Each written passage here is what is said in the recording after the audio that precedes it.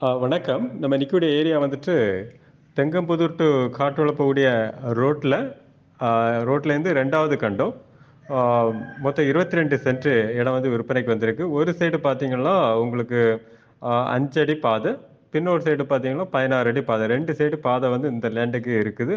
Owner கேட்குற price வந்துட்டு 3,00,000 send கேட்குறாங்க. ஆ புடிச்சிருந்தவங்க நல்ல ரேட்டுக்கு முடிச்சு குடுக்கலாம். ஏன்னா இது வந்து 22 சென்ட் நல்ல செம்மண் வந்து செம்மண் பூமி. ரோட்லேருந்து நல்ல உயர்ந்த கண்டம் தான்.